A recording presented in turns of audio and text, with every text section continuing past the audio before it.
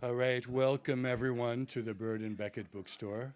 Most of you are probably veterans of the bookstore, but if you're not, it's great to see you. And if you are veteran, it's also great to see you. But we're going to get started. Alan Harris is going to be the first of our two featured poets. And the little phrase I put down, which definitely applies to both the posts tonight, is irreverence, humor, and keen cultural insight.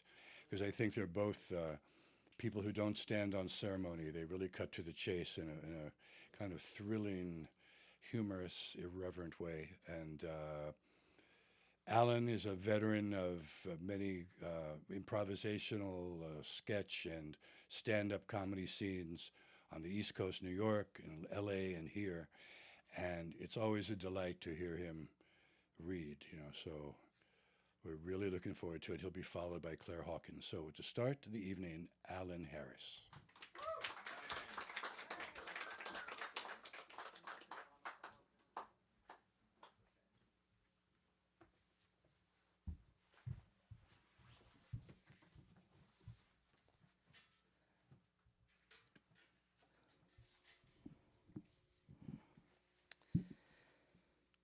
About the author.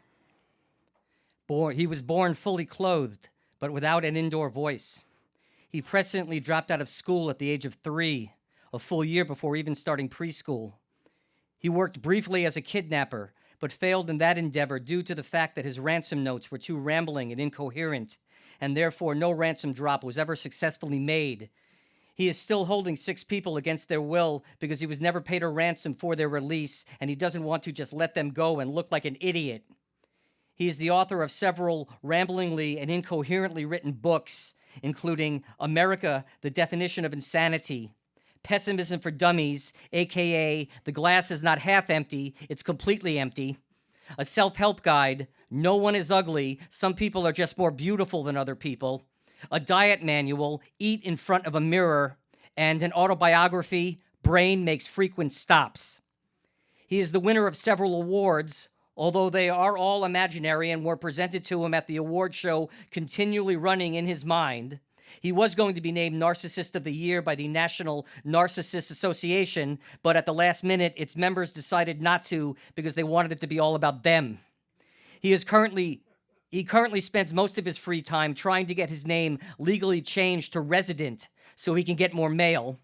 He would like to make it perfectly clear that the rumor going around that he burned down his happy place for the insurance money is completely untrue. And he would like you to know that despite his rampant negativity, he loves you all. Some of you more than others, but all of you at least a little. Thank you.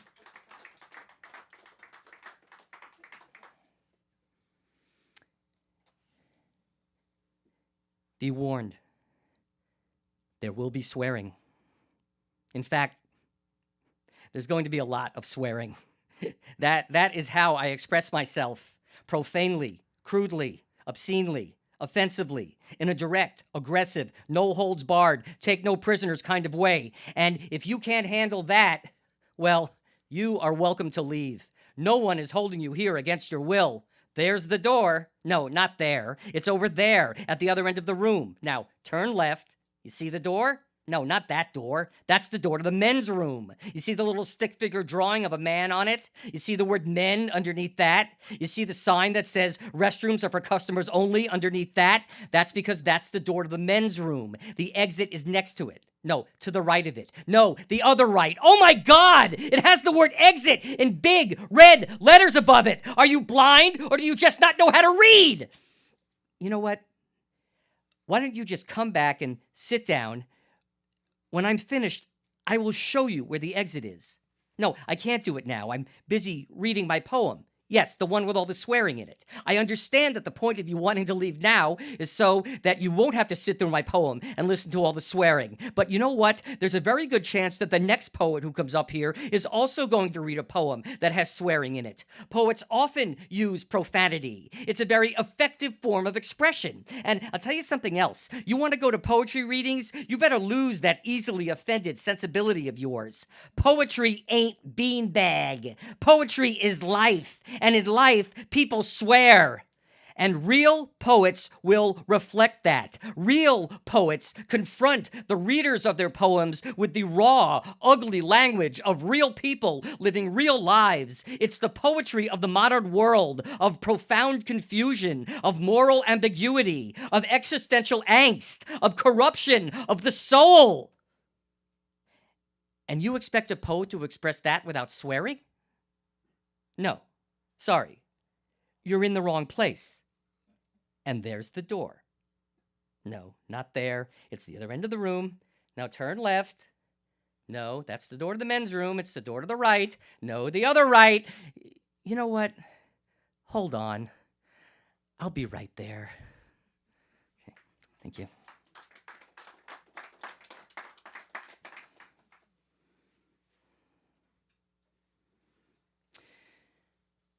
The numbers have been crunched.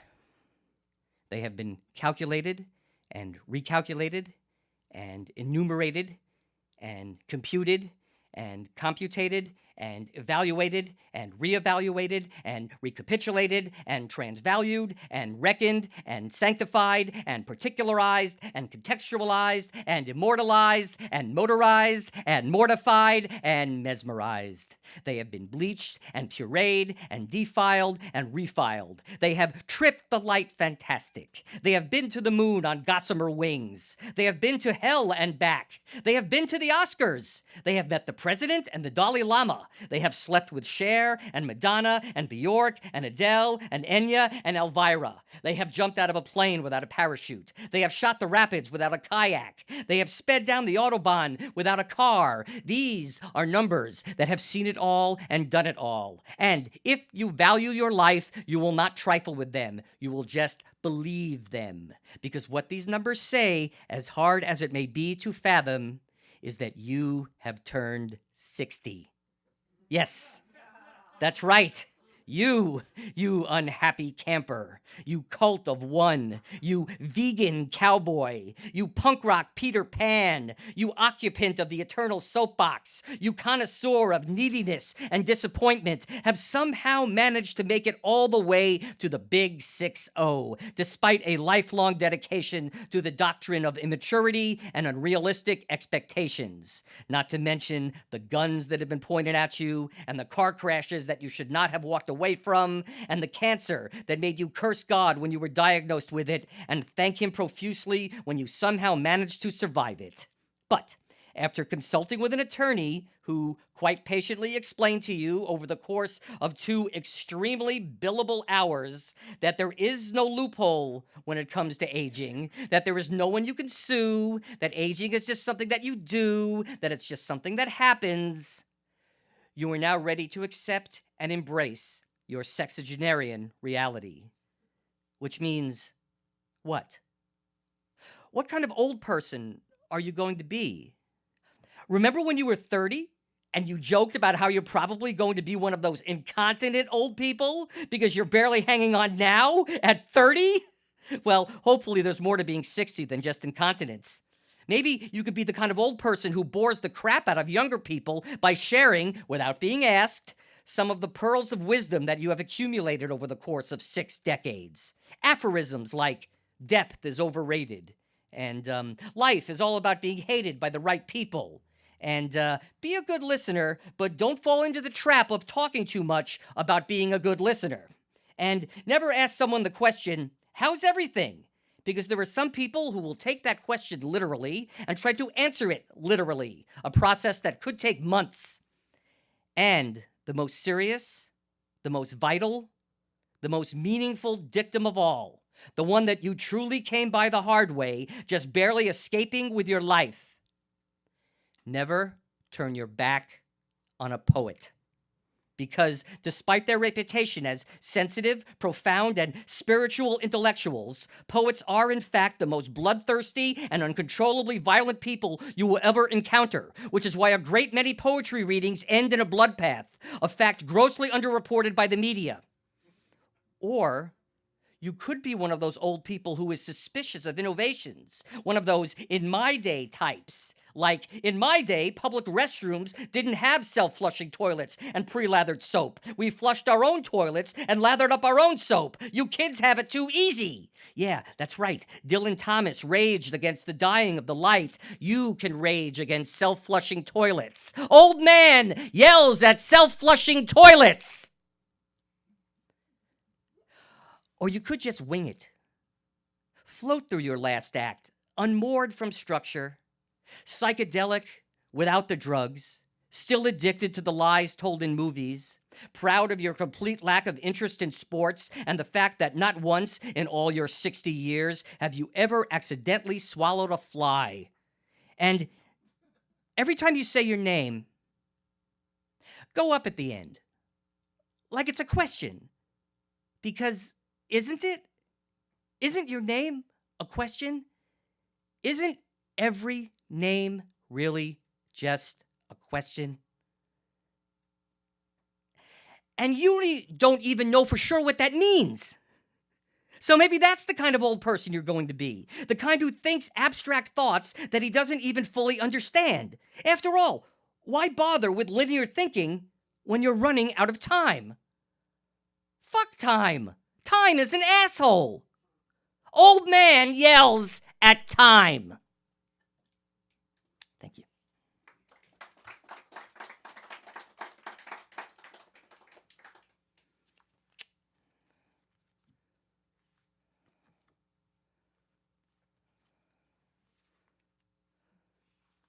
There any Trump fans here? I think there might be a few. Trump fans? No?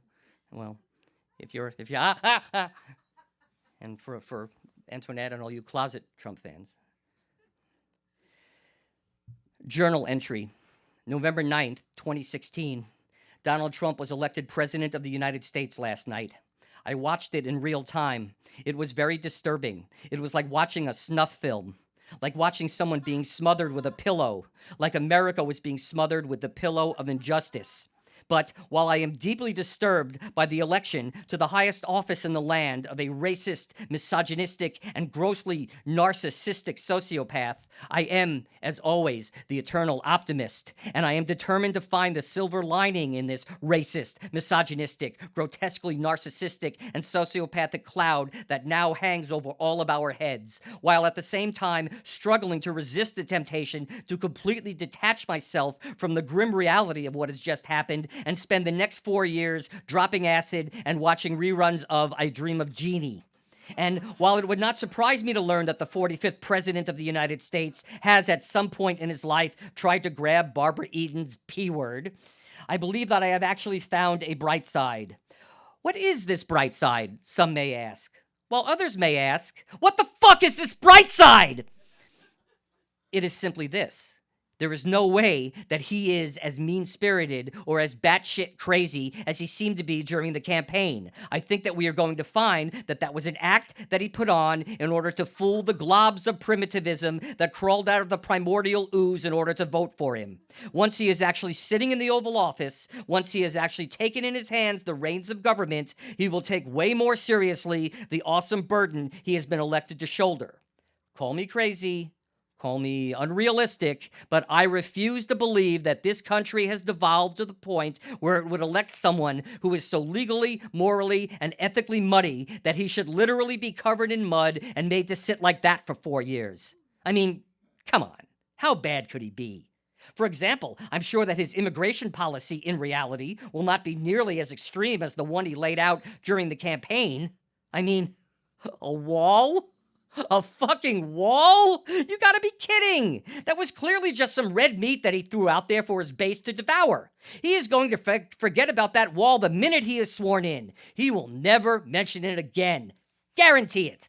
And in order to really make good on his promises, he would have to have troops detain an enormous amount of people at the border. And in order to deter others from coming, he would have to have those troops do something so horrendous, so morally reprehensible, that it would scare people into staying in their own poverty-ridden, death squad-infested countries. Something like, ripping kids away from their parents as they try to enter the country, or locking babies up in cages, or forcing people to sleep on the floor in overcrowded rooms and to drink out of the toilet toilet. And he's just not going to do any of those things. No American president would ever engage in such sadistic cruelty. And even if he tried to, Congress wouldn't let him. Yeah, sure, the Republicans now control both houses of Congress, but there are lines that even Republicans won't cross. And if Trump tries to carry out the more extreme parts of his agenda, the Republicans in Congress just simply won't let him. It would not just be immoral, it would be political suicide. And the Republicans are just not that short-sightedly self-destructive. They will keep him in check. Guarantee it.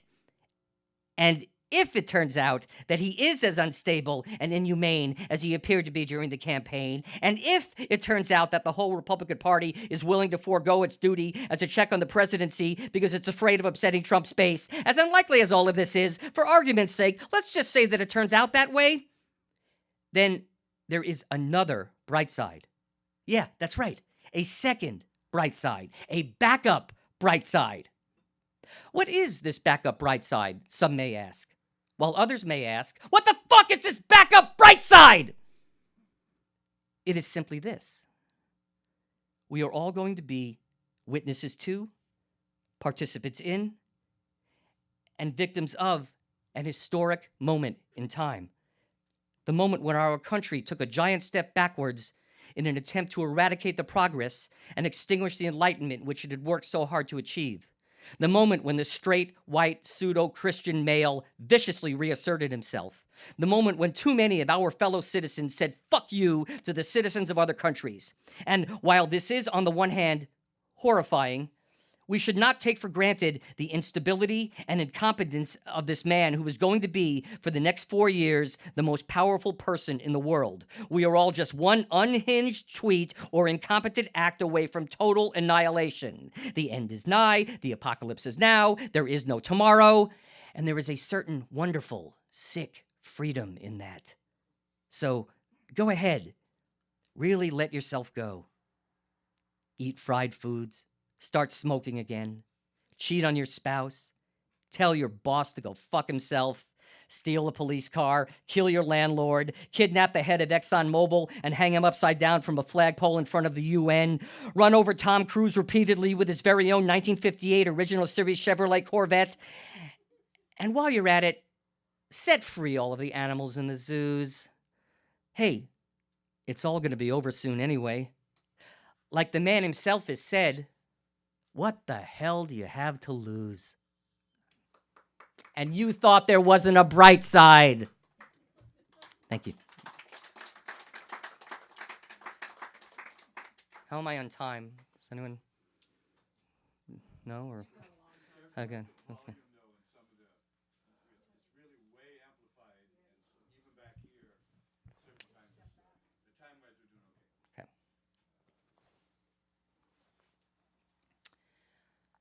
I'm listening to music online.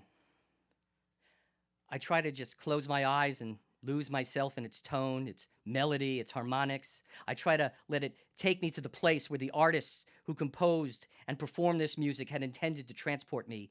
But my eyes keep opening involuntarily, and my gaze keeps drifting over to the screen of the device from which the music is emanating. I can't help but watch as the counter along the bottom of the screen ticks away the seconds of the song that is currently playing, and instead of experiencing music on the levels that it should be experienced, physically, emotionally, intellectually, I am distracted by the passage of those seconds, the tiny flecks of time that expire right before my eyes, turning into a digital dust that is then carried away by a virtual wind, never to be seen again. The song could be repeated, but the seconds that tick by are new ones, drawn from the ever-decreasing store of time that was allotted to me when I was lucky enough to have been delivered into this world. And I bemoan the thought that time, once a luxury taken for granted, is now a precious commodity of which I feel I must be very protective, ironically leading me to spend valuable nuggets of time obsessively monitoring its usage and assiduously planning its application. And now, in my life, so infested with technology, counters abound, fragmenting time, the fragments accumulating like stones piled on top of me. And I should probably just stop looking at counters and try to live more in the moment. But I've never been good at living in the moment because moments are so short. And just when you start to live in one, just when you get all nicely tucked into it, it passes. And then you have to move on to the next moment and get all settled in there. And then that moment passes. And then you have to move on to the next moment. It's a lot of work, this living in the moment. I'm getting tired just thinking about it. So maybe I'll just go back to listening to music on vinyl. That will at least be one less counter to obsess over, one less insistent reminder of time passing, one less fragmentation grenade exploding against the surface of time. And the worst part of all, I don't even like this song. Thank you. Okay. One more? Okay.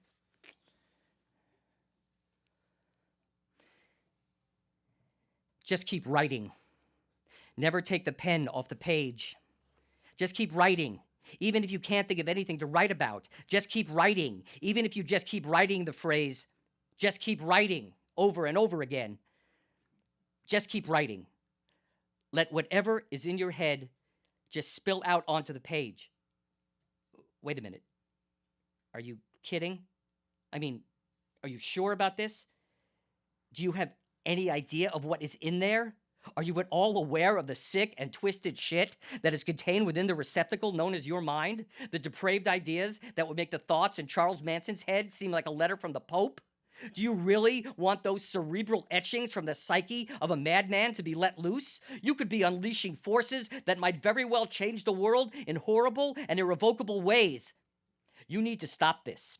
You need to put the depraved cork back in the bottle. You need to put the sick and twisted toothpaste back into the tube. You need to shut, lock, and board up the door to your mind. Go back to writing the kind of glib nonsense that people will forget about 2 minutes after they have read it. All the things that keep you psychologically constipated, fear, inhibitions, short attention span, are there for a reason. Let others create true and lasting art by tapping into the deepest, darkest recesses of their minds, by plumbing the depths of their subconscious, by burrowing down until they find themselves face to face with the core of their very being.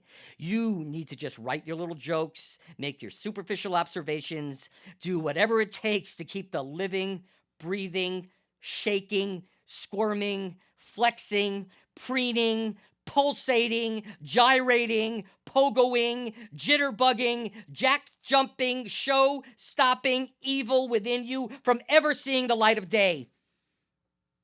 Put down the pen. Put down the pen. Drop the pen. Drop the pen. Just stop writing. Okay. Thank you very much.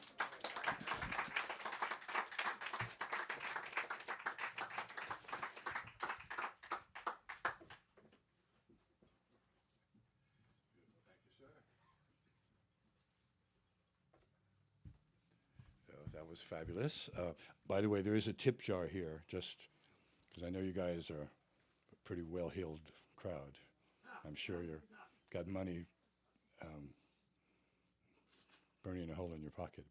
And anyway, that was fabulous. And now I'm very delighted to announce Claire Hawkins, whose poetic virtues are also to me in the sense of getting down to the undercurrents in the national obsession with platitudes and irreality, and it's going to be fun. All right, Claire.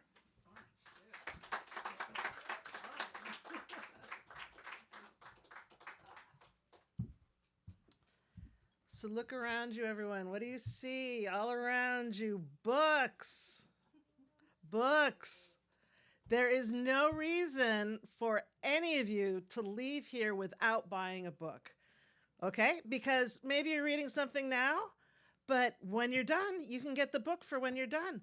You know, maybe your spouse's birthday isn't for another 6 months. That doesn't matter. Buy a book now and put it in your underwear drawer until birthday. You know, it's just like, this is a bookstore. So every one of you should buy, like my buddy over here, she bought a book. Everyone should buy a book. So I just wanted to say that I was actually in Barstow once, and I was go on my way somewhere else. You don't usually go to Barstow just to go to Barstow. And I'd forgotten my book, and I was like, okay, there is nowhere in Barstow where you can buy a book. Nowhere. And that was real humbling for me. Anyways, okay, so this first one is dedicated to my psychiatrist. It's called Really Sick.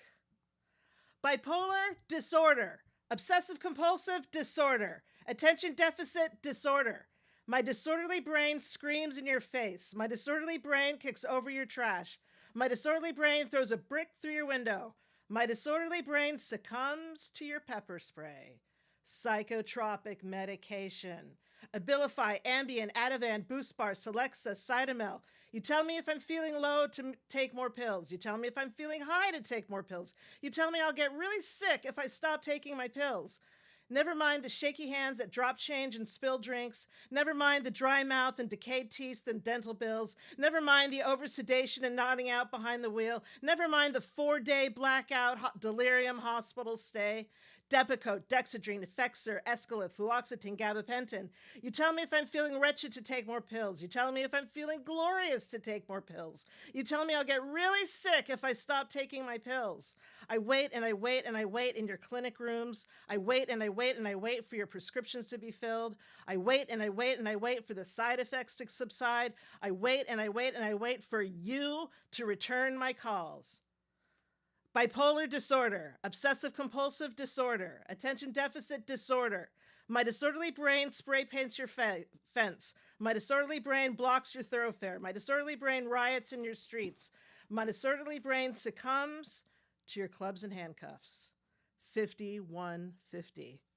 Being declared a danger to myself or to others, getting car sick in the ambulance on the way to the psych ward, being ignored by the indifferent nurses and smirking staff, getting in that shuffling line for that little cup of pills, being labeled non-compliant for refusing to take non-prescribed medication, Lamictal, Levothyroid, Lexapro, Olanzapine, Paxil, Risperdal. You tell me if I'm feeling suicidal to take more pills. You tell me if I feel reborn to take more pills. You tell me I'll get really sick if I stop taking my pills. Seroquel, Thiagabin, Tegretol, Topamax, Trazodone, Wellbutrin. You prescribe them all, and I'm still a fucking mess.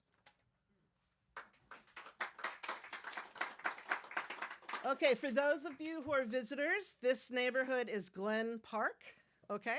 You follow Chenery down a little ways, and you're at the canyon, Glen Canyon. Okay, so that's the name of this next piece, Glen Canyon. There are days when the leaves are almost too beautiful to bear. They lie scattered across the path, crisp with frost or clinging to one another in haphazard piles. It takes only a gentle prod of breeze to send them scampering. The sound of their edges scratching the ground triggers a despairing bliss that makes her nearly transcend her skin. In her deeper sadness, her eyes embrace the twigs and stones while the sky envelops her yearnings. She takes these walks during her darkest days when the depression inhales her brain, her organs, her heart. When her skin is cobwebbed and her nerves inflamed, she walks across the daylight hours.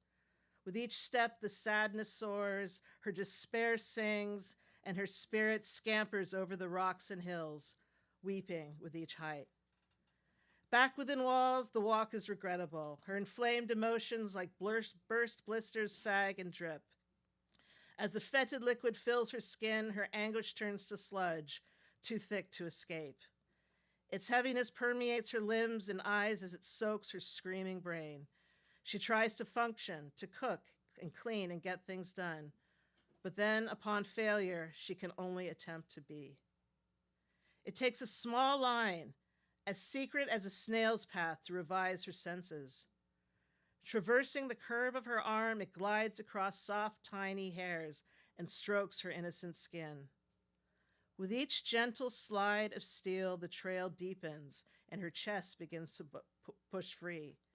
As drops spring to the surface and roll down her arms like crimson tears, a rhythm is released. Her tongue explores wet skin and tenderly tastes her essence. It is in this moment that all inside her skin and skull is as it should, and she finds herself beautiful, too beautiful almost to bear.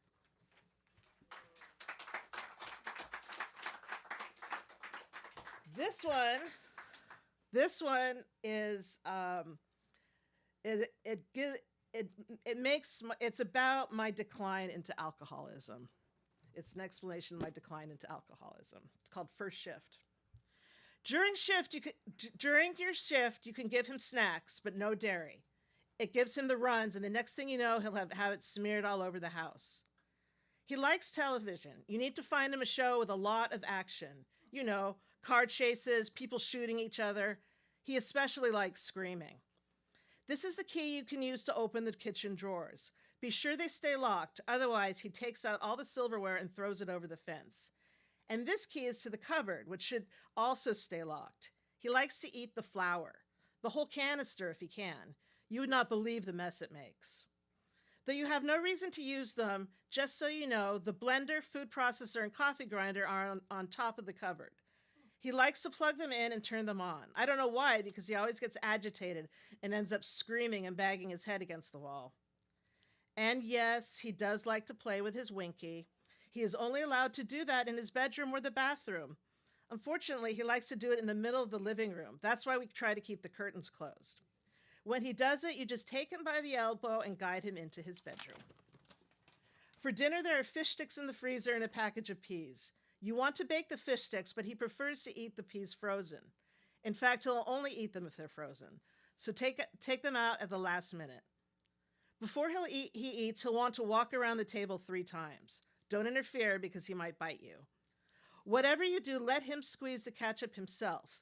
If you try to do it, he'll grab it from you and make a complete mess. Of course, you need to take it right back from him when it's done. Otherwise, he'll try to drink it all. Make sure that he takes his clothes off before he gets in the shower. He has no problem running around the house naked, but he likes to shower in his clothes. He has a CD player next to his bed. Before he goes to sleep, he has to listen to Bohemian Rhapsody, by Queen. He'll listen to it twice, and then you need to turn it off right away or he'll throw the CD player across the room. Don't turn the light out until you know he's asleep. Otherwise, he'll start screaming and it will be very difficult to calm him down. Once he's asleep, you can clean up the kitchen. You can't do it when he's awake because he'll grab the sponge from you and stuff it in his mouth and then run away. When you're done cleaning, there's always laundry to do. He goes through so many clothes in one day. The washer and the dryer are downstairs. Be quick, because if he wakes up while you're down there, he'll be out the front door in a flash, with or without his pajamas. Now, this is your first shift, so he's going to try and test you. Just stay firm and don't let him intimidate you. He's really just a typical teenager underneath it all.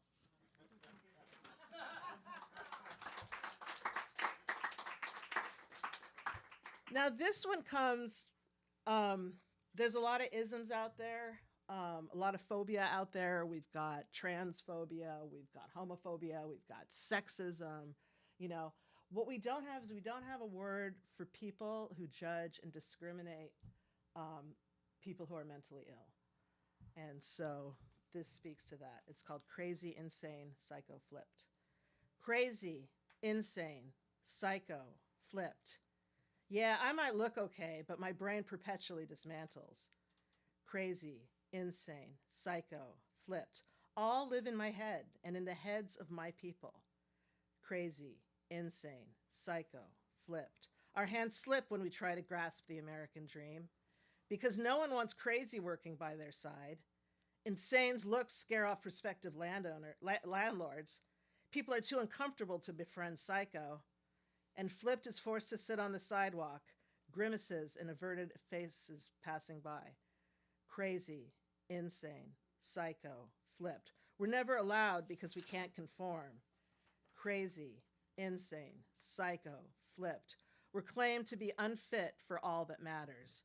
Crazy, insane, psycho, flipped. We make up over 3/4 of the women's prison population. And behind bars, crazy is denied medication, insane is harassed and beaten by other inmates, psycho is tortured by the correctional officers, and flips naked blood and shit-smeared corpse is found on the floor of solitary confinement. crazy, insane, psycho, flipped. We're not trusted in retail establishments. Crazy, insane, psycho, flipped. We're always the first to be accused. Crazy, insane, psycho, flipped. The police are called when we enter your neighborhood. Unarmed, crazy, insane, psycho flip stares down the barrel of a gun of a rookie cop who wrongfully and ignorantly determines that crazy, insane, psycho flip's behavior is a danger and a threat. Crazy, insane, psycho, flipped. We don't take to the streets in protest. Crazy, insane, psycho, flipped. Our fists don't pump with pride. Crazy, insane, psycho, flipped. Battling our brains takes all our spirit. Crazy, insane, psycho, flipped. A detested and alienated minority. We're taught to fear and disgust even ourselves. Crazy, insane, psycho, flipped.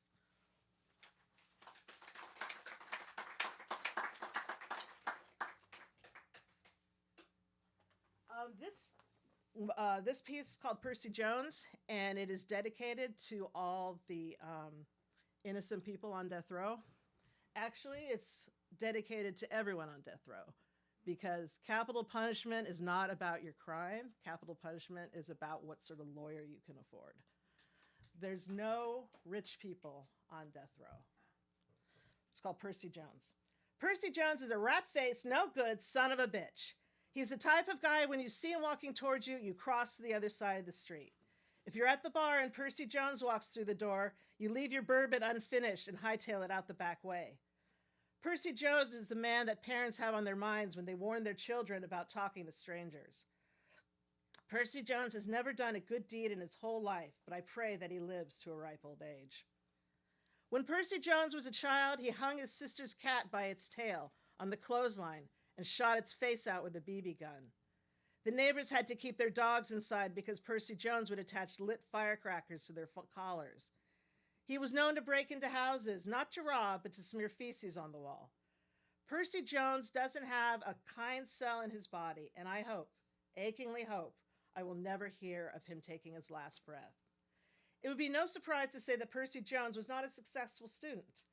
In high school, he refused to attend class and, with a raging fist, roamed the hallways, bashing lockers. Frightened and shamed students, terrified of crossing his path, were known to wet themselves rather than walk the hallway to the bathroom.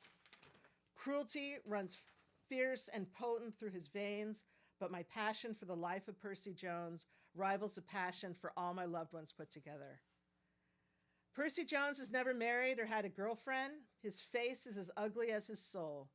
Even when he's flashing ill-begotten bills, women buy their own drugs, drink their own drinks. But he still may have fathered children when women with whiskey-soaked brains or meth-infused systems were at the wrong place at the wrong time. No mother, however, has destroyed her child's happiness and well-being by telling him that he is the spawn of Percy Jones. He is cruel and despicable, and I pray to God every hour of the day to spare the life of Percy Jones. Though they've never met him, protesters gather outside singing hymns and carrying signs to protect the life of Percy Jones. Catholic priests with crooked collars and comb-overs passionately preach to their congregations, urging them to pray to stave off the death of Percy Jones. But no one prays as hard and fervently as me, begging God for Percy Jones to awaken tomorrow with a long life stretching ahead of him. As I sit in my 8x10 room with a putrid, broken stainless steel toilet in the corner, I'm told that his day has come. As I sit in my 8x10, put here by mistaken eyewitnesses and an incompetent, Vicodin-glazed public defender, I know that Percy Jones is eating his last meal of Slim Jims and Dr. Pepper. As I sit in my 8x10 filled with piles of rejected appeals and letters from the Innocent Project, that they are wheeling the gurney of Percy Jones down the hallway and into the chamber. As I sit in my 8x10 whose cold and indifferent walls will surround me for the rest of my life, I know they're slipping in the needle that will send Percy Jones to the fiery embrace of hell. And as I sit in my 8x10, which extinguishes dreams and harbors only bitterness and sorrow, I know that I'm next. Next in line to that rat-faced, no-good son of a bitch, Percy Jones. have time for another? How am I doing on time? You're good for one or two more, yeah. One or two more? Okay, that's all I've got. So this one is called, I've got two more, yeah. This one is called Ambition. It wasn't supposed to be this way. The imprisoned tears, the forced smiles. It wasn't supposed to be this way. The hollowed out chest, the flaps of tattered heart. It wasn't supposed to be this way. The canceled plans, the made up excuses. It wasn't supposed to be this way. The doctor's appointments, the prescription pills. It wasn't supposed to be this way. The thoughts of death, the cravings for pain. It wasn't supposed to be this way. The indifferent people, the ridiculing world. It wasn't supposed to be this way. The pumped out stomach, the bandaged wrists. It wasn't supposed to be this way. It hadn't been the plan. It hadn't been the dream. Okay, so people say that my writing is dark. People say my writing is dark. So this next one I wrote to show that I could be in the light, and it's called I'm So Fucking Happy. I'm so fucking happy. I woke up in my bed instead of on the floor, and I don't have the dry heaves. I'm so fucking happy.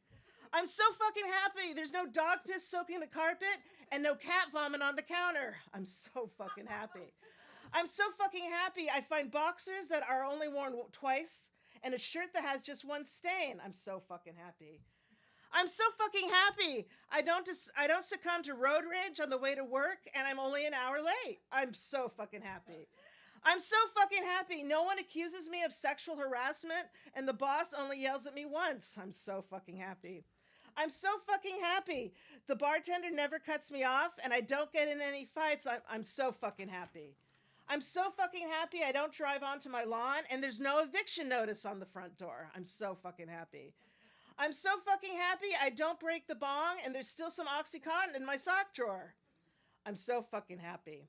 And as the dog shits on the rug and the cat pisses on my laptop, I curl up on the bottom shelf of my bookcase and think with contentment, I'm so fucking happy.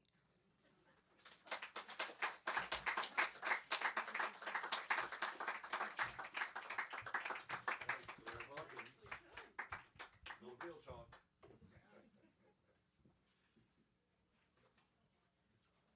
Okay, so it's, I guess we'll take, 7 to 10 minute break, 9, 8, something in that vicinity. You can buy a lot of books in 7 Oh yeah, minutes. man, in 7 minutes you can do some serious browsing. But yeah, so in about let's say it's 5 after 8, we'll get started with the open portion of the reading. So anyone who would like to read and hasn't signed up, please sign up with Jerry and get on the list. Very good, thank you.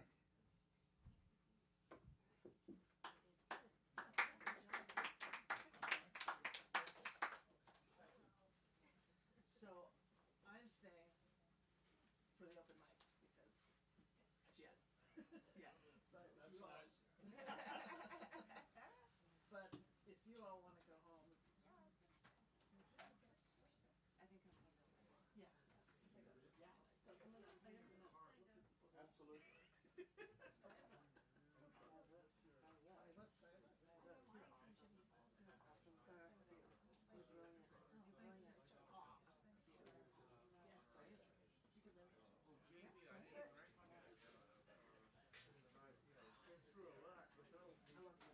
Yeah, I can tell. I can tell. It's been a long time since I've seen you on stage. That's how I met Claire. We were at Children's Theater. Yeah, Children's Theater, right? So that's been that long since I've seen you on stage. Oh, thank you. Thanks a lot. I appreciate that. I really enjoyed that. Oh, thank you. I appreciate that. Thank you.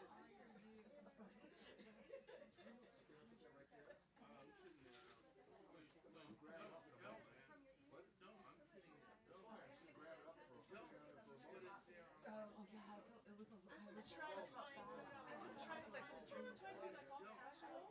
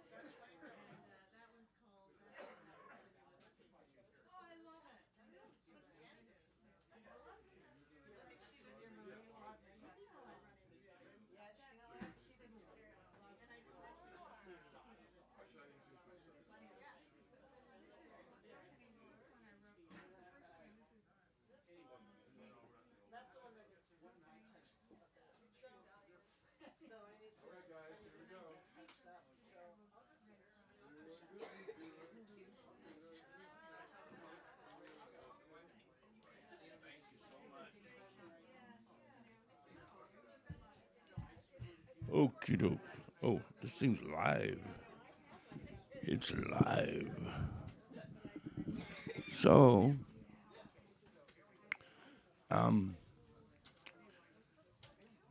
first we'll hear from Michael Koch, and then me, and then the open list was, I think it's about 9 people on there.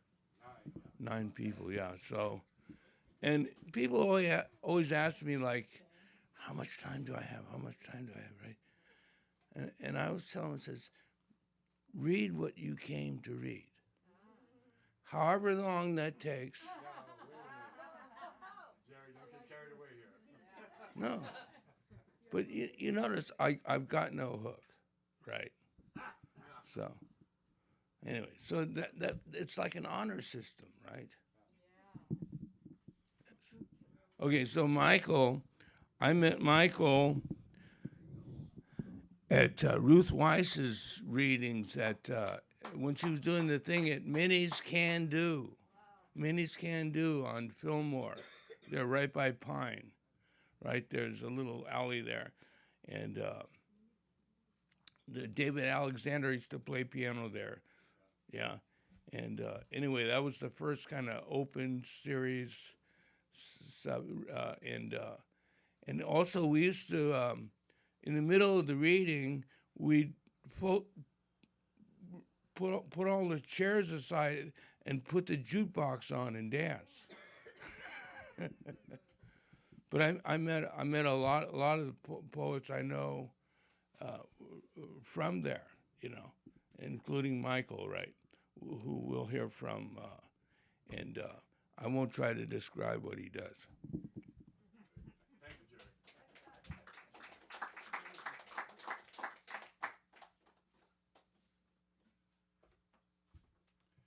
Jerry. It's funny what Jerry said about how long you read.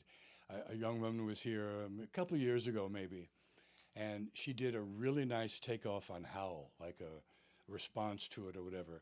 The only problem being that Howl is a fairly long poem, and she must have gone on for a solid 20, 25 minutes. So anyway, a word to the wise. So I'm just going to write a few quick little spring poems. Over the years, this is the springtime.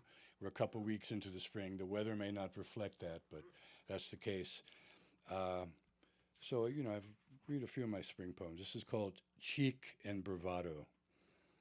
Spring is here, all cheek and bravado.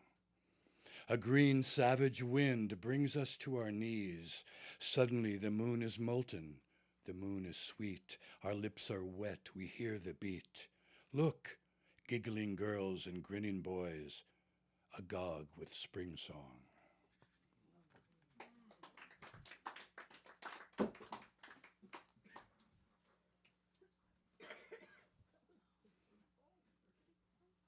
Spring Equinox 2015.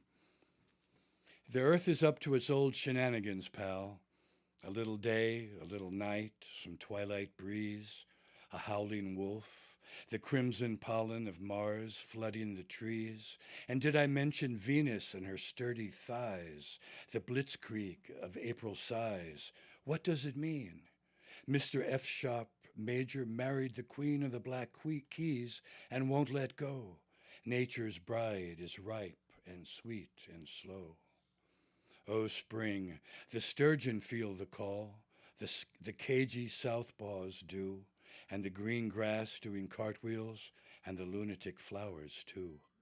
It's a friggin' carnival of cut time solos and double time rhyme, primo.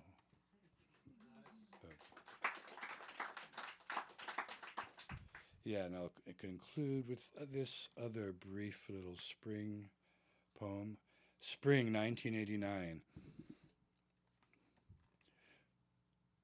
Moon like whiskey in the black suitcase of the first language. Mercury's cryptic heat blooms through the window. Spring like a sexual scar, a souped up car gunning through the exit wound of paradise. Viva la spring!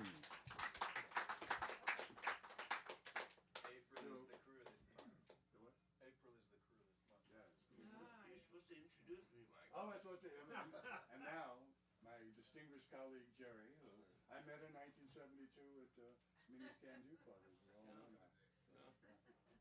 And the rest is history. Okay.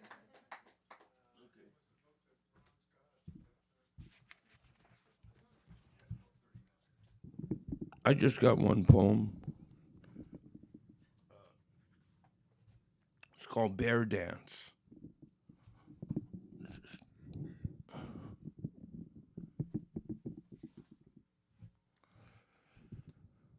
Bear Dance. Father, it's you. You look so real, so vivid. I don't mean to avoid facing up to you, but aren't you dead or something? Yes, my son. Well, not exactly. At least not in the way we think of it. But I wanted to tell you something. I want to look you in my eyes. There is a horrifying, it is horrible, my many, many eyes, the stone peacock of my brow unfolding, the infinite splendor of my fierce cruelty, the grand scale of my terror, the dark, forbidding architecture of my fearsome law. I need to scare you before I can rest in peace. There is no time. I must put the beautiful fear in you now. You need to know this, don't you see? It's my parting shot. Yes, Father, I know. Your kindness and affection have always been limited to your flesh. It is terrible, I know. The Sun King, he eats all his children. But I am convinced it is partly because there wasn't enough dancing. I mean real dancing, roaring. Therefore, I will put on a robe of wonder. I will clothe myself in mystery, draw a magic circle of immunity and protection to stand within and summon up my own nascent powers. Do you see my long hair, my beautiful rich blue mane? It is a kind of an offering, this ritual dance I do, a ceremony of appeasement, a medicinal charm to ward off your maleficent influences, and also a way of forgiving you, of not seeing your darkness, of not wanting to see it, of hiding my tears in the dark. Am I funny, Father? Do I bring you joy with my dancing? See, I am a bear. Hurrah! But can we really afford this empty railing against fate? Is it just that we are weak and totally incompetent in dealing with life, living in denial of the truth that I'm a loser and a fake, and am I fooling only myself? Am I the fool? Is this the final embrace of your darkness? Yet I do not want this age-old bitter antagonism, this cataclysmic disappointment, this false inheritance of rage to destroy me too, and my sense of value, and the need to heed the call of destiny. For it is in the very jaws of this sacrifice that I have found my strength, have discovered the source of the mystery and power in my voice, and seemingly, by the grace of chance, have redeemed the gift in my blood. And so I go on, dancing in the dark. I go on, roaring this hope into the mouth of the sun. Right.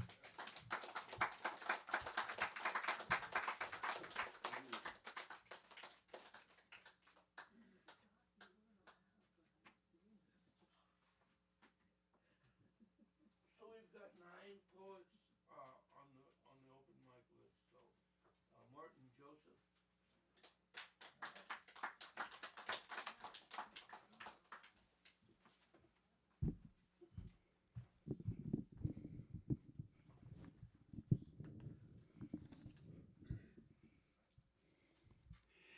I see some refugees from sacred grounds out there. Brett, Buford, Alan, of course, and others. So it's good to see you guys. It's been a long time. We retreat to Burden Beckett, which is a beautiful thing. This is my most recent one. It's called The Intensity of Things. When I was 4 years old, I hung out with my older brothers who took a red wagon around the neighborhood and collected old newspapers from people, brought them to a recycling place, and they gave us a little money, kid money. Almost nothing to them, but something to us. It was the era when Hershey bars were a nickel and sodas were a dime. But this memory isn't about those. It's about the central St. Louis farmers market from the pint-sized point of view. There were sights aplenty, mainly pickup trucks full of produce that had been driven directly to from the farms, all of the colors and the bustle of summer harvests, and people finally get paid for months of patient work. No, this memory isn't about that either. It's about the smells of that particular time and set of circumstances. In that summer market, the king of smells was the very ripe cantaloupe. It was nearly 100 degrees Fahrenheit, so walking through the market, you could smell the cantaloupes long before you could actually see them. Every one of them was ripe, so there was no holding back. Most important for us, not all the produce survived the journey from the farm intact. There was the occasional split cantaloupe, and more likely and even better, the split watermelon. These could not be sold to the regular customers, so that they were given away to passing groups of kids like ourselves, young people who did not know what the farmer's market looked like from the height of an adult. 70 years later, I cannot in my mind exactly regenerate the whole experience of me as a 4-year-old pushing my face into a giant slice of watermelon. I only know now that it was transcendental, a word that I had yet to hear at that age.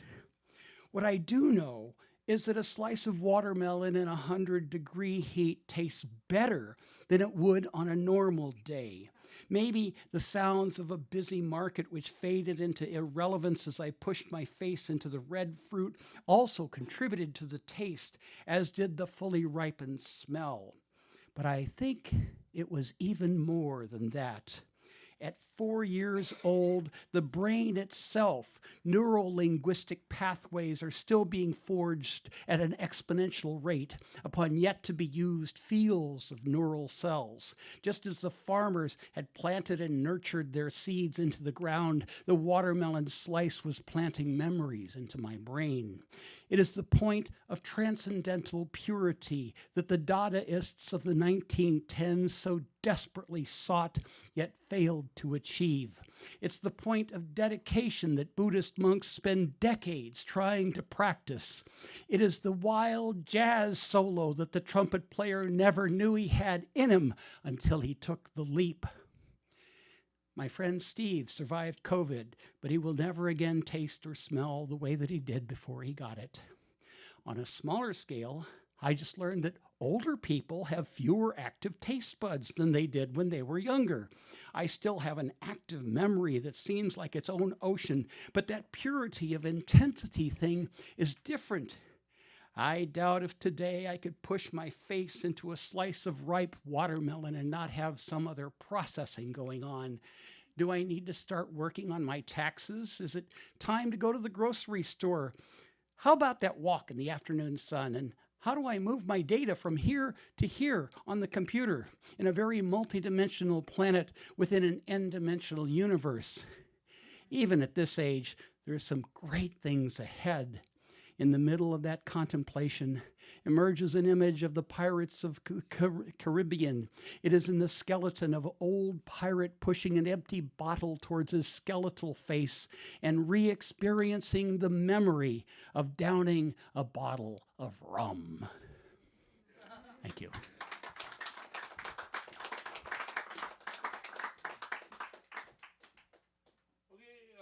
you, Martin and Brett.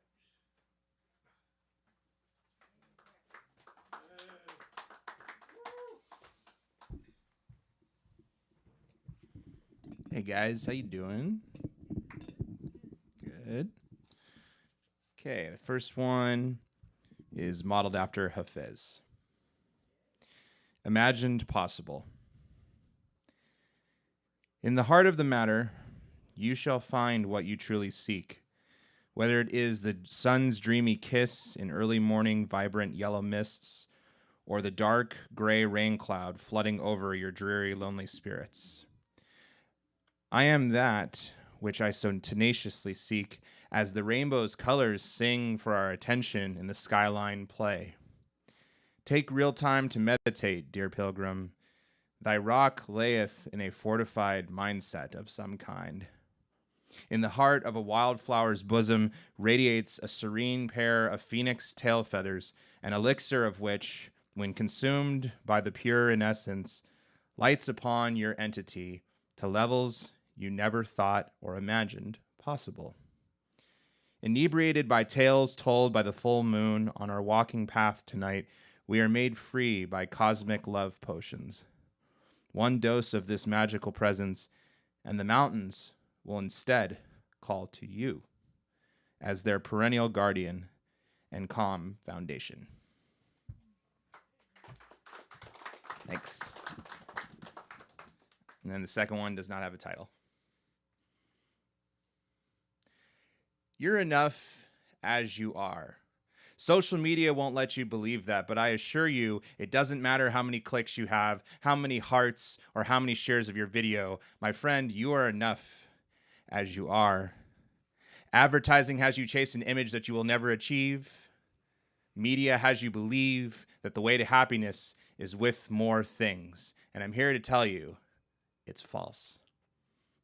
I know that the world is scary right now because you're so young and you don't have experience and you want to believe this YouTuber or that YouTuber or that YouTuber, all of them with something to sell you. I can't predict the future for you and I can't walk the road for you, but I will try to tell you this, that hope springs like every season comes through, and it is something that I have never found to be a waste of time. You are enough as you are. Like the autumn harvest, like the pumpkin patches, like the evergreens that never run out of style because their pines are almost always there. you are enough as you are. There will be so many factors in your life that will try to chop you down, critics that have not earned their place, forces that would continue to tell you that we want to make money off of your insecurities. So I'm going to tell you this now, and you can take it for what it's worth. Every morning, you wake up and look in that mirror, and you look deep into being, and remind yourself that despite the fact that you're not perfect at time management, that you might fail that college test, that you might not find the romantic partner till you're 30, 40, 50, 60, sometime.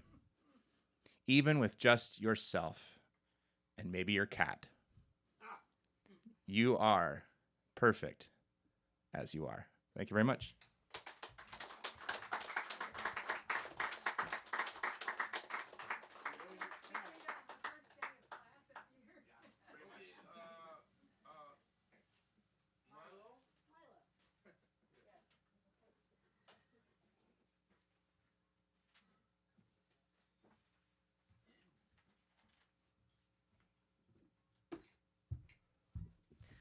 Hey, everyone.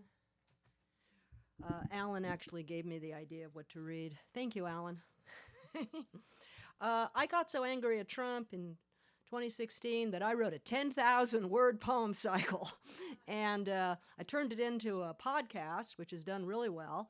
And now I'm finally making a book. It's going to be illustrated by John H. Seabury. Hopefully, I'll have it out beginning of next year. Anyway, so it's called Miss Experience White, and this is the prologue to part 1. Prologue. In 2016, the reptiles ate my cousins. But that was Florida. I thought I was safe here. Sweeping, clear a space. Sweep in a circle outwards. Go. No, truth is always in front. Love and courage on either side. Justice steers from behind. Reason above and the ground always changing. Always changing. Because I really do contain multitudes.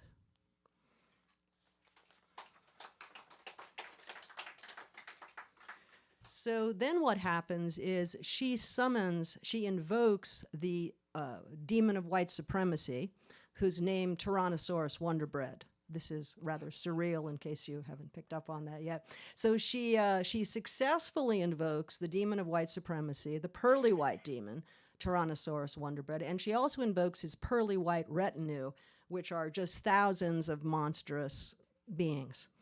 And so then we pick it up near the end of part 1. But now, the most exceptional shadow fills all the space before me. Languorous, heavy-lidded, the pearly white demon is an invasive personality who must intimidate. My energy drains away until I hear, from deep down, from a velvety darkness all my own, wisdom a-whispering. And she asks, "What use can an oyster have for a pearl?" "Father," I shout, "will you awaken from your sleep of privilege? Will you speak openly with me?" And he says, "My dear, it seems you want to wear a dunce cap on your head, repeating, 'I will not have racist thoughts,' 100 times. How harsh, how feather-brained. It's not your fault. The fault belongs to snobs defying common sense. The pointy-headed bureaucrats and wishy-washy scientists. It can't be progress if it feels oppressive, right? It's hard enough surviving such a very vicious world. But you deserve the best. Beware of those who want to put you down as if you weren't entitled to your life.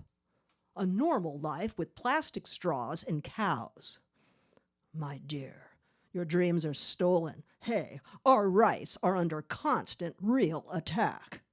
The country I once loved does not exist. It's been replaced by chaos, dirty people, sneaky types, machines, despair.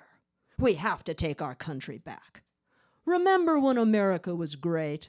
And why was that?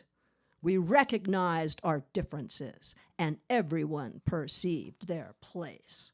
The proof was in the pudding, right? A pretty lady like yourself would not be working, but instead be married, well protected, raising kids.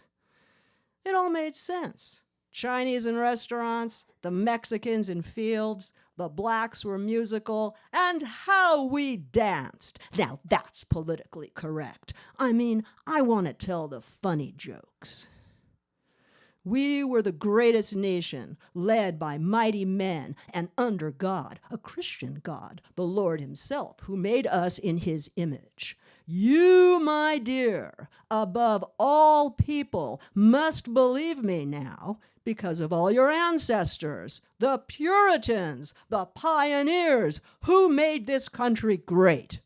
The proof is in the pudding, right?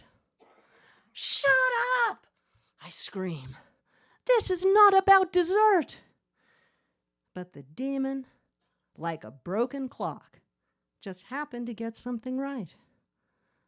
I really am descended from Puritans and pioneers.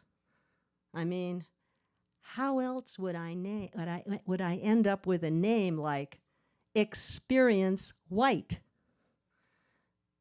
And now I see why the retinue is so familiar. Oh, what horror! These are all my relatives, both sides, rich and poor, and they are hungry for dessert. And that would be me. The demons are dancing around me now, romping hard in rocket-like formations. Kick turn, with red, glaring faces. I am done with this accursed performance. If I don't destroy them, they will destroy me. So, it is time for me to do what white people do best. Take over. Thank you.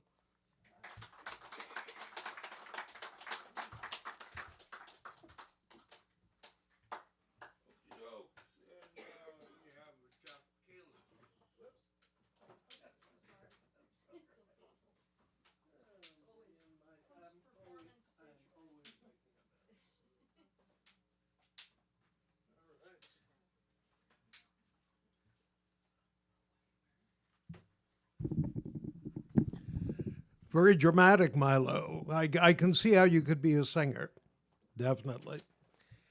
And all of my poems happen to be about music, to a degree. Music, by the way, is something that happens in this space. Some of you might be aware of that. By all means, go online and find out. This is such a valued showcase for so many wonderful musicians, a lot of jazz and a lot of different stuff. And some people that cross over. I was lucky enough to be seated right where you are for a performance by Avacha, who is a poet and a musician and who also writes a lot about music. And while she was performing, I scribbled a little bit. So I have a poem here inspired by Avacha's song for Brother Rasan. And this poem is called Rolling with Roland Kirk. How does happiness know where and when to park? Pull over then on Divisadero, Divisadero Street, yeah. Sometime in the 60s, and tell me what you had when you got up and what you were when you went out to hear, to hear Rasan, man. at the both and, both and, both and how bright he made your moments, and what you then made with those moments, and who you made them with, and what time you all are right now. Thank you.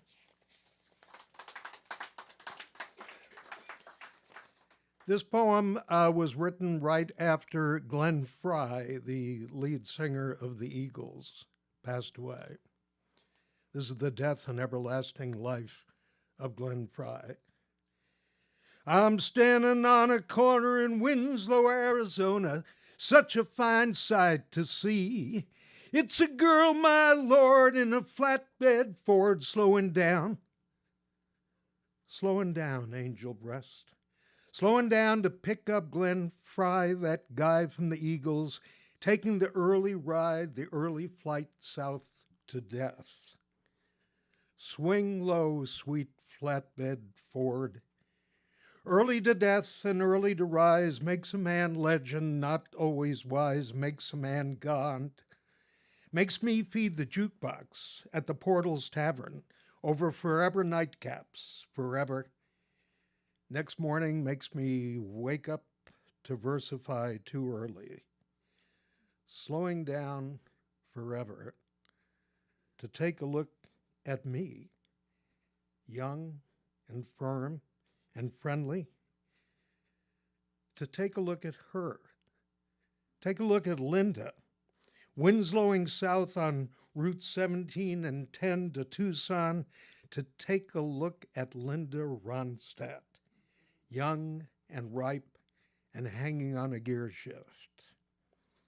Hitching a ride on Linda's flatbed wooden stage way out west to the Whiskey A Go-Go on the Sunset Strip, full of L.A. girls and halter tops, full of kinds of fun, legals and illegals for guys becoming eagles, full of guitars to grab, drums to pound, keyboards to twaddle, full of the glad sounds of being sung through Linda's succulent girl mouth, her chocolate eyes showing what we can do and should do to try and pull the reins in.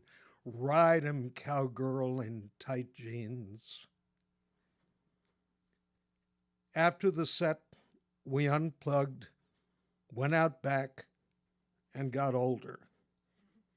We got sold, we bought, we broke up bands and marriages, we lost our hearing, or was it just the good music we lost? And here we are with Glenn, faded further than our jeans, on our last aching legs, long hair grayed and thinned, wheezing in the dust of Winslow, Arizona. Interstate 40 is the new Route 66. Glenn was 67. He wasn't new. But what a fine sight to see. A final sight, a girl, my lord, with angelic horde, slowing down to get old Glenn, dust him off, and carry him to where the songs are free and forever. She ain't singing, that girl, but she sure looks like Linda. When will she be back for the rest of us? Thank you.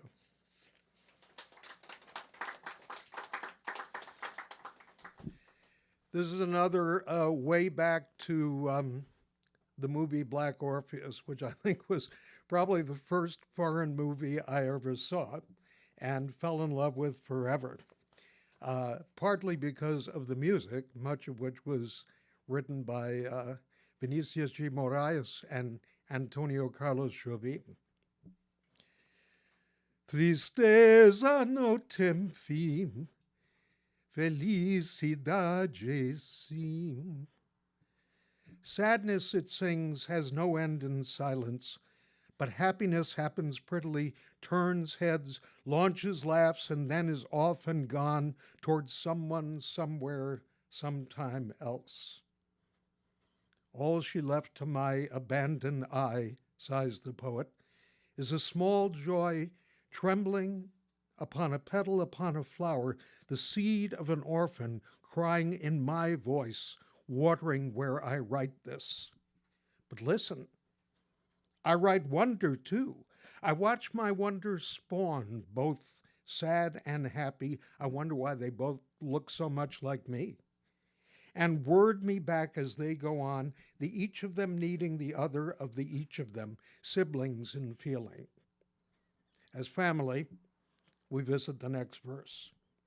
The siblings both reach towards a feather, dazzled by its yearning towards the wind, a joy, a sorrow, the wind then whispering, as lives, however long, you'll blow by.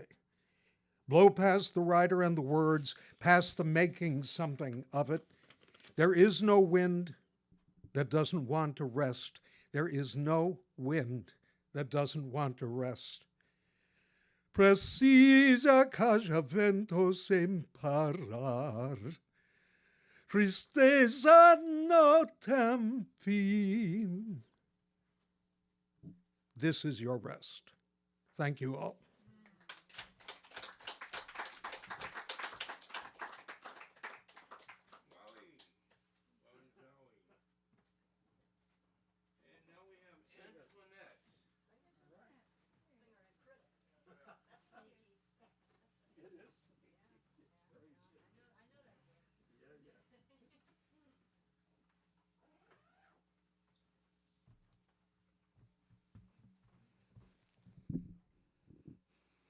Hi, everybody. I'm reading from my phone. I don't know if that's a faux pas or what, but yeah. This is an old poem, but it's going to be published in the Haight-Ashbury Literary Journal coming up, so I'll just share it now, too. It's called A New November for an Old Soul. The leaves are bright, changing colors, rust to red, letting go, leaning into what's next. Moving on to what serves them now in this new November. Apple orchards smell sweet, carved pumpkins sit on the porch, and like the fall leaves fluttering to the ground, I am falling into myself, this new November hour of my life, looking for sustenance of spirit in kindness and connection. The part of me that looks like you, different yet the same. Reconnoitering the landscape of your body, falling into the curve and crevice of your smile, brighter than the sun, fluid as time lapsed over eons. I literally have to look into your eyes, cool like chill November, as you pretend not to know me. I am the second full moon, call me blue, blessing you with renewal, pushing towards possibility. Looking at this November night, feel my rays on your face, contemplate my rare return. Take a moon bath, look up.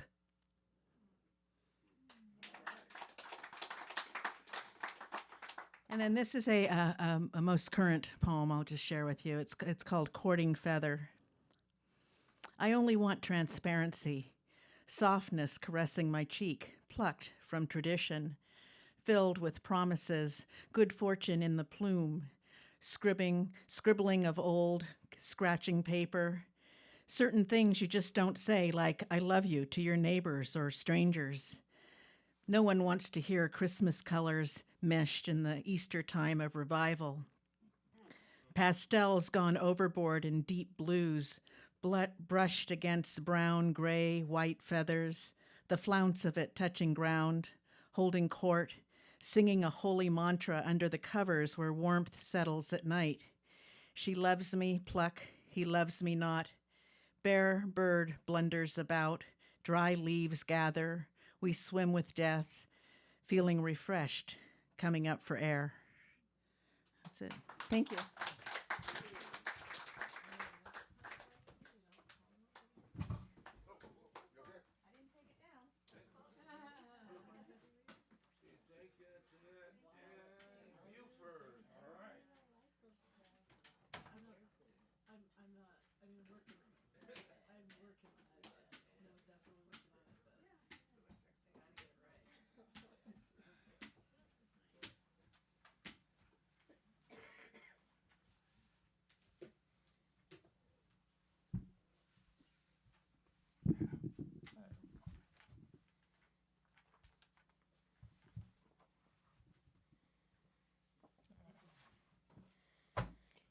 It's called Everything.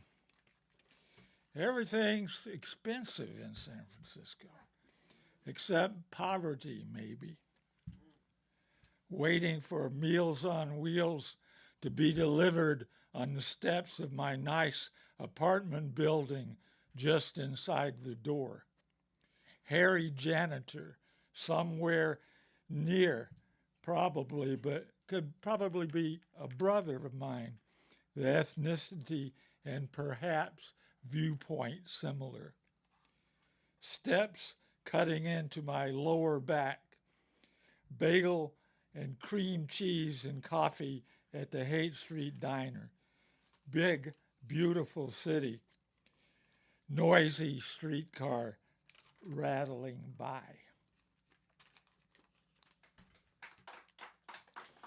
Can't get enough. Sex, love, food, money, all those things. All right, I got a little bit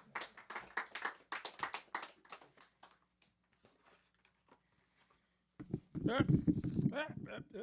Don't do that. Woman customer at UCSF food court outside, a little nippy, as my grandmother might have put it. At the other end of the food court, later on, sometime, nice janitor or security guard or both will appear. Almost or even equal baseball fan to me. The cool air in the early part of spring, blonde, young, dyed hair woman with bleached looking hair does about face. Look of urgency and heads out the automatic door.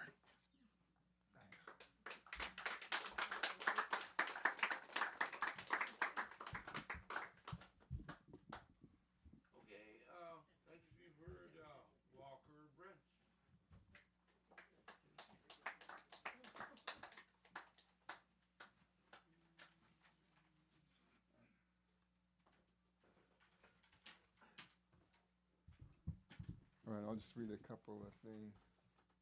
One has a human-made structure. One poem, has a human-made structure, and the other one is about a tree. So those are the two, identifying signifiers that might be,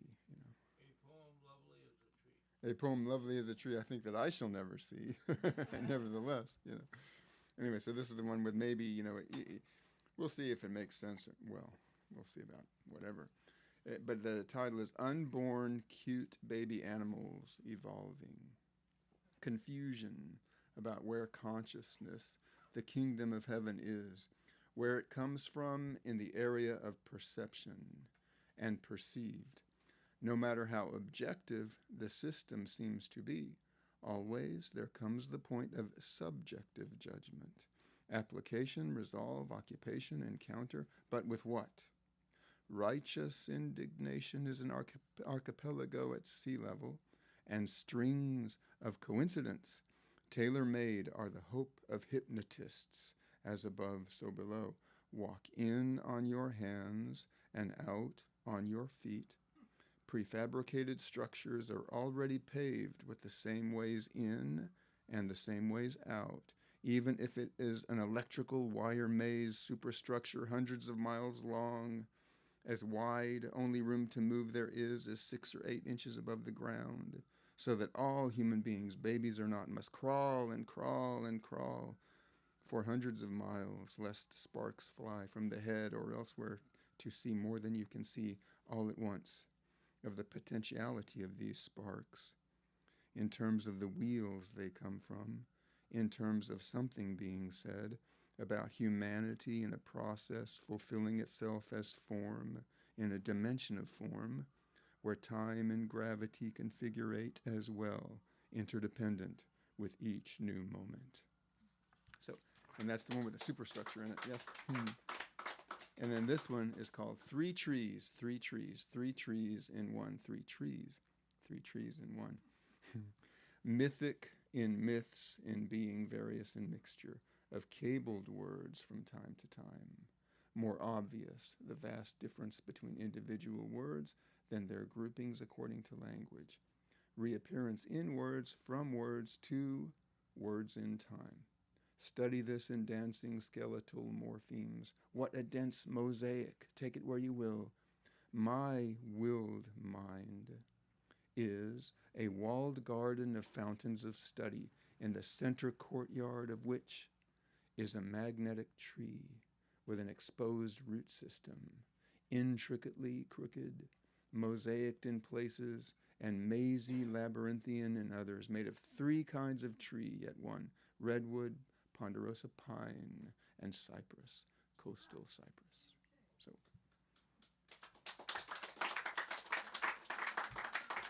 thank you.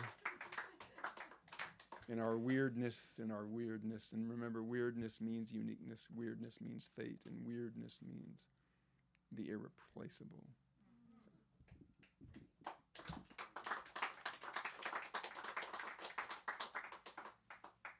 Thank you, Walker Wrench and Karen McGowan.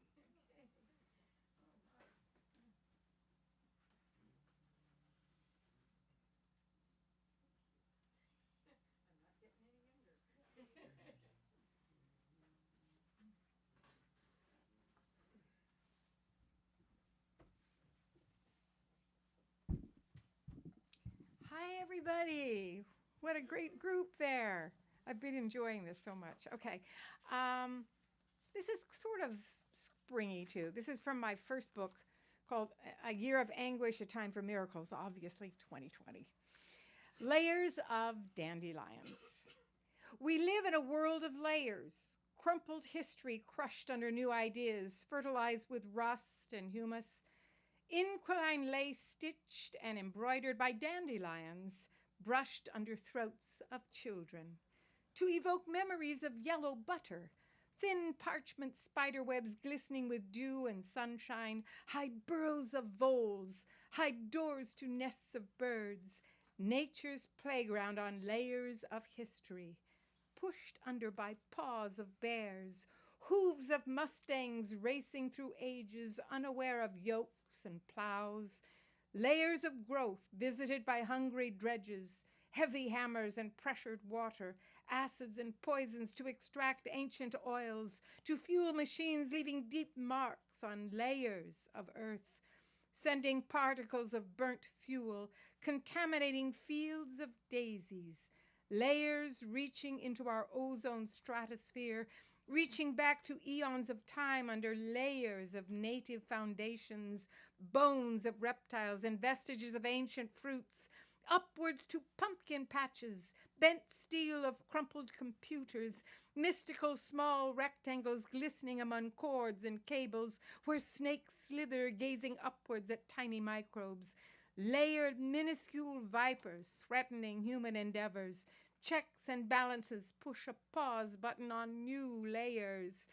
Corona spins over fields of industry, resting on plaster and paper, flying with human breath to infect and contaminate as we have polluted the air of our only home.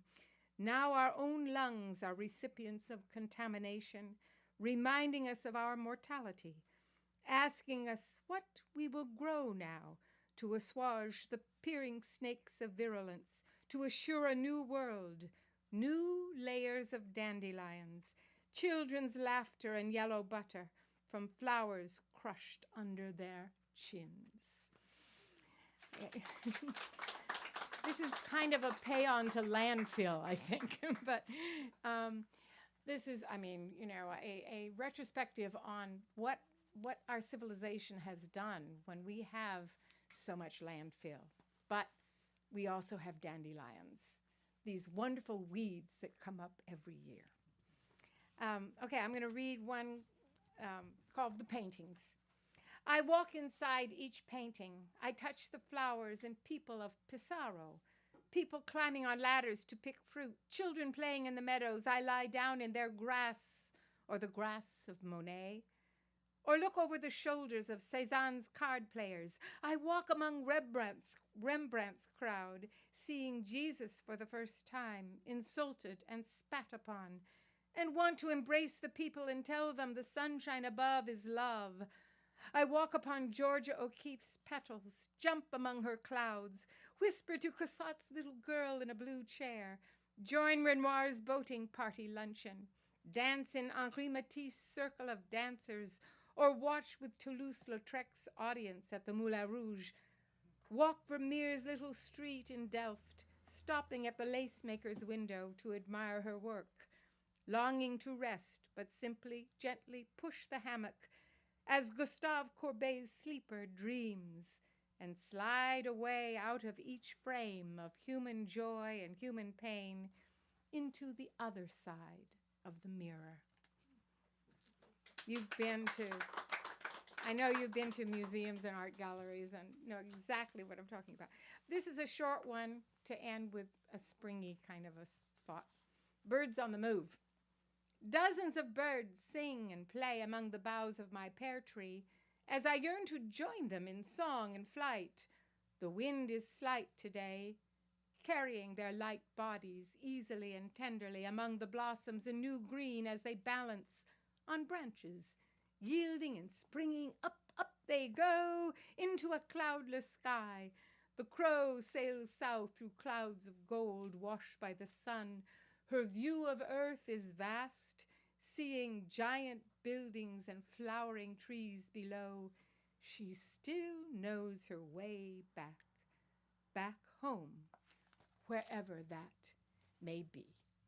Thank you.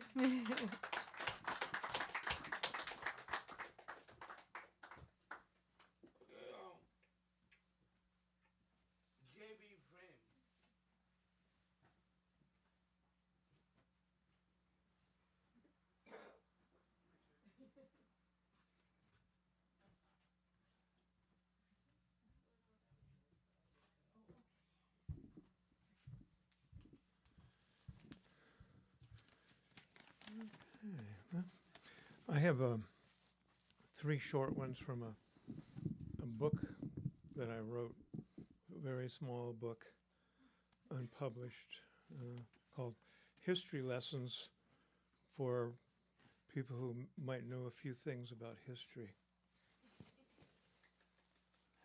The first one is called Witness at the Millennium. Eyeless in Gaza, golem soldiers blast the mosques of the Philistines. On TV, I watch the children of Moloch blow themselves up outside cafes where Gog and Magog fight it out in the borderlands. I marinate in irony, insulated while naked emperors taking money and running with carefully planned schemes and vendettas, dignified with the title War, ruin the lives of the innocent and claim moral high ground, as if it were a refuge in the flood of the atheistic dream apocalypse. I condemn them from the comfort of my chair, snug within the walls of the impervious, everlasting republic. The second one is called Death of a Powder Monkey. Thank you. This is based on a sort of dream hallucination I had when I was under sedation for a medical procedure. Death of the Powder Monkey. Below decks, I fall in a crash of splinters, glimpsing midshipman's head being smashed by round shot, spit from enemy vessel, dead rat floating in scuppers, shrieks and weeping of the dying. I fall into tears, calling for a mother. I could barely remember last thoughts of cobblestone streets lined with forbidden bakeries, infusing the air with ecstatic aroma. And last but not least, the biograph. Let that sink in. On a hot night in July, between the 4th of July and damp heat of August, that brings Illinois summer full bore in an alley beside the air-conditioned Biograph Theater. A dapper young man turns to smile at his date in a red dress, who disengages her arm from his to fix a wrinkle in her silk stocking. Murdering public enemy, 20th century legend, cut down by murderous G-Man.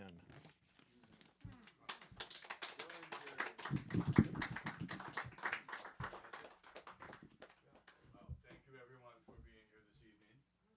Fabulous. And please do check our calendar for the readers next month. I know that one of the readers is Ashia, and I can't even think of her last name, but a very distinguished poet from Oakland. And she'll be reading with someone that she chooses. But anyway, every first Thursday of the month, we're here, and we would love to see you back again, please. Yes, sir. Also, Michael, guys, I help Kim Shuck with the online open mic. So if you only want to do Zoom, the second and fourth Monday of every month, this Monday upcoming, Heather Verbeau is a feature of ours. So if you go to the website, we'll have Eric have the Zoom up there for you. It would be like 7 to 8:30 the second and fourth Mondays of every month. All right, So thank if you you so want much to for that. go to Zoom. All right. Thanks. All right, guys, thanks so much. Don't forget, there is a tip jar here for those so inclined.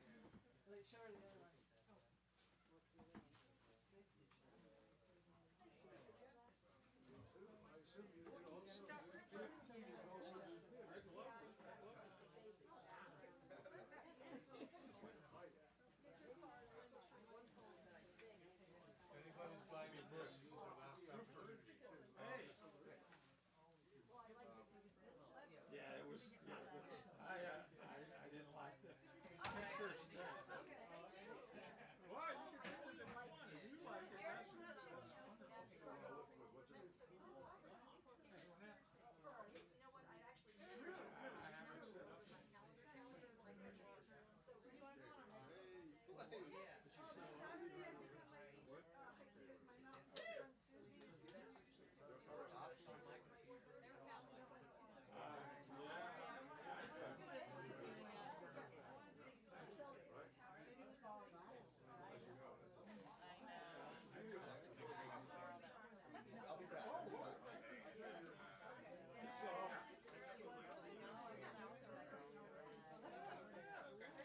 Listen, I don't think it's any of these, because I read these after. Yeah. Everything that's in these, I read. That's my aspiration. 1 year. Everything.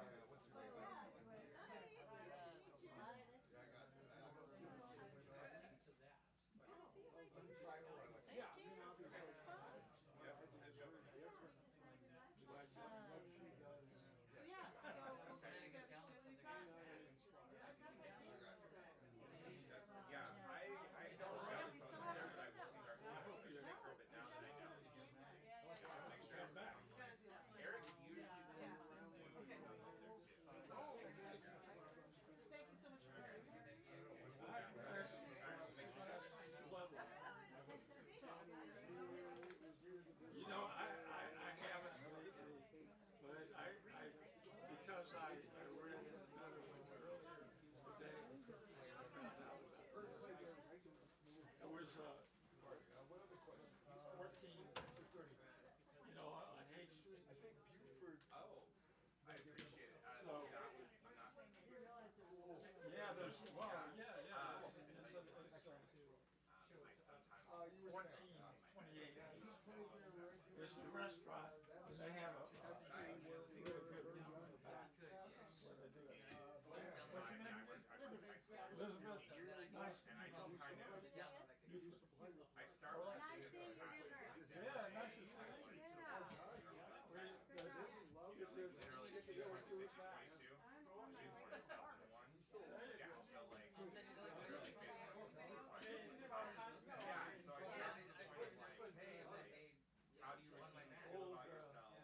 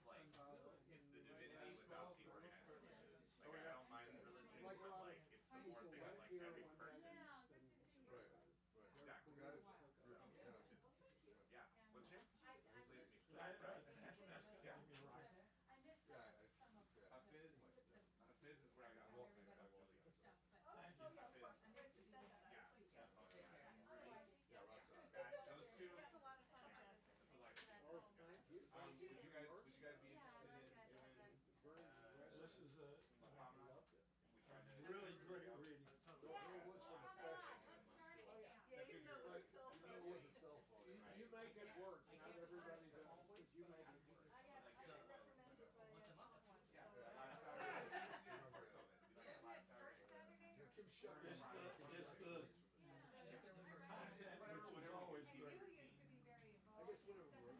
Yeah, Stephanie and I used to host the show. You did not coming on too? Yeah. That would be good to start that. Stephanie Manning was like the. Yeah, I know. She was exactly. Okay. Oh. You're in contact with Annalyn, yeah. Okay. No, I think that would be awesome. You should contact him as well. Thank you so much for coming. It's always always a pleasure. I like you because your humor is so intellectual and beautiful. You were here for your actor. But yeah.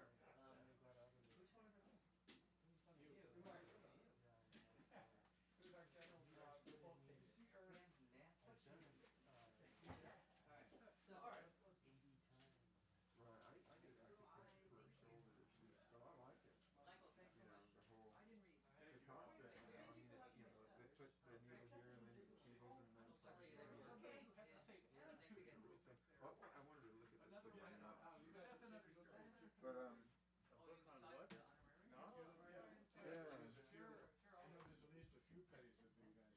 Like my filthy lucre. You know, well, you probably know about that stuff.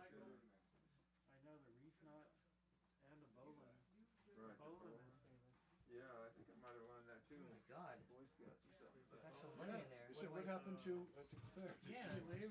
Oh my God. There's the monkey's face. Oh my God, the people went crazy. Where's Claire? She left. Oh, damn it. Here I am Well, we'll give you today. half. Wow. Oh, we'll give you a Hey, token. thank you. Okay, let's figure out half this. Do people put their names on the bills? Like in the Yeah, bank? put Andrew Jackson, Oh. he's got them all. Oh, I love him. Not him again. 45, Bastard. 47, what's half of 47? Poetry reading robbery. 20. Right. Like that. That was good. See that? Yeah. See that mine? All right, Michael. Yeah, so let me know about, you have my email probably. You can Yeah, get how's that, it, you know, yeah, just, I yeah. get that, right.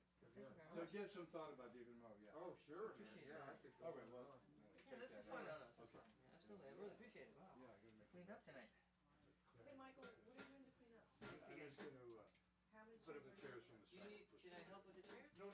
You But should. you You've have done to enough. keep. Okay. You're the honored guest. Oh, well, you were very kind. I appreciate it. Thanks. Absolutely. Take care. See you next time. Michael, do you take the cushions off? Yeah, and they put them in a pile and I'll put them in. Post-production,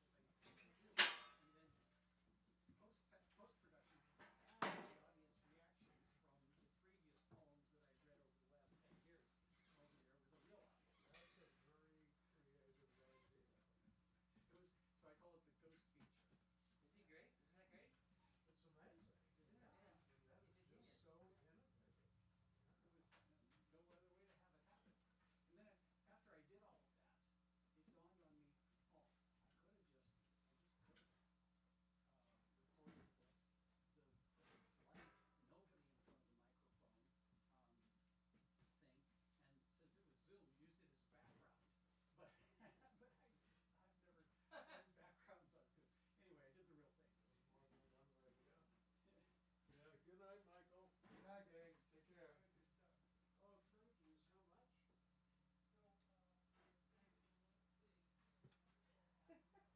Did I hear you say goodnight, gang? Are you channeling my mother? She says that? She used to call us gangers.